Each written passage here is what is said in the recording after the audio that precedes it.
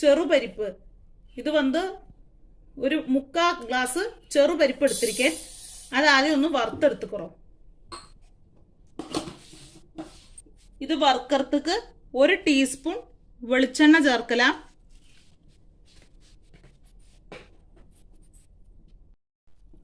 എരിവുക്ക് ഏറ്റാ മാതിരി ഒരു 8 മുളക വെക്കറേ.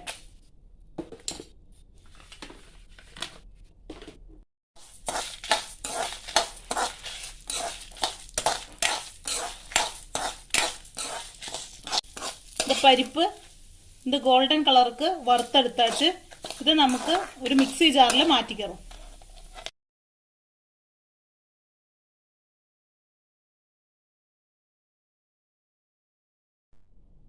ഇതേ കടായിയിൽ 1 ടീസ്പൂൺ വെളിച്ചെണ്ണ വിട്ടിട്ട് അതിലൊരു കഷ്ണം പെരുങ്കായം വറുത്തെടുത്തുക്കണം.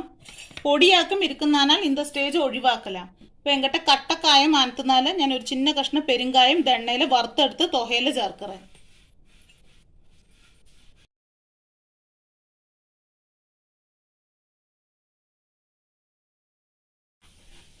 ഇത് കായം ഇപ്പൊ ചുമക്ക വറുത്താച്ച് ഇനി നമ്മ എന്താ പരിപ്പില് പോട്ടുക്കലാം.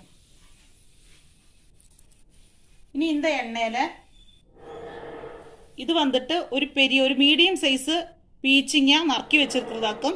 അത് ഒന്ന് വതക്കിക്കലാം.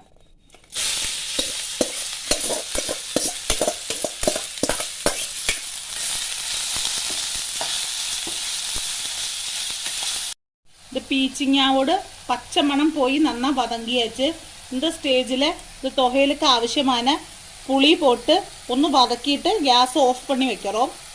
ഒന്ന് ആറ വിടണം. എന്നിട്ട് വേണം ഇത് അരക്കിറത്തിട്ട്. അപ്പോൾ അപ്പോഴേക്കും ഇത് ഈർപ്പത്തിൽ പുളിയും ഒന്ന് സോഫ്റ്റായി കിടക്കും. അപ്പം അരയുമ്പോൾ ഇപ്പിടി കട്ടയാൻ നിൽക്കാതെ അതുക്ക് വേണ്ടിയിട്ടാക്ക് ഒരു ഇളക്കിളക്കിയിട്ട് ഗ്യാസ് ഓഫ് പണി ഒന്ന് ആറ വിടറോ. നമ്മൾ വറുത്ത് വെച്ച പരിപ്പ് മുളകെല്ലാം ആറിയച്ച് ഇത് ആദ്യം നൈസാ പൊടിച്ചുക്കറോ. അതുക്ക് ശേഷം ഇത് വതക്കി വെച്ച പീച്ചിങ്ങാവും തേവയാന അളവും ഉപ്പും പോട്ടിട്ട് അരച്ച് തൊഹയിലെടുക്കറോ. അപ്പം ഇതാദ്യം ഒന്ന് പൊടിച്ചെടുത്തിട്ട് പീച്ചിങ്ങ പോടറോ.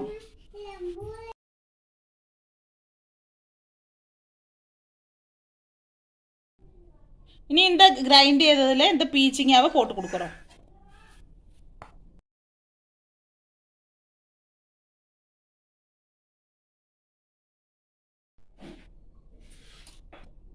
இதுக்கு வேணமான மாத்திரம் வெள்ளம் சேர்க்கிறது. மேக்சிமம் இந்த பீச்சிங்காவோடு அந்த നനവിലിയെ അരച്ചെടുക്ക പാർക്കരുത്. വേണ്ടി വന്നാൽ മാത്രം 1-2 ടീസ്പൂൺ വെള്ളം ചേർക്കേണ്ടി വരും. ഇത് ആദ്യം അരച്ചിട്ട് വേണമാന വെള്ളം ചേർത്ത് എടുക്കണം. അപ്പോൾ കട്ടിയാനൊരു തൊഹയില കിടക്കും.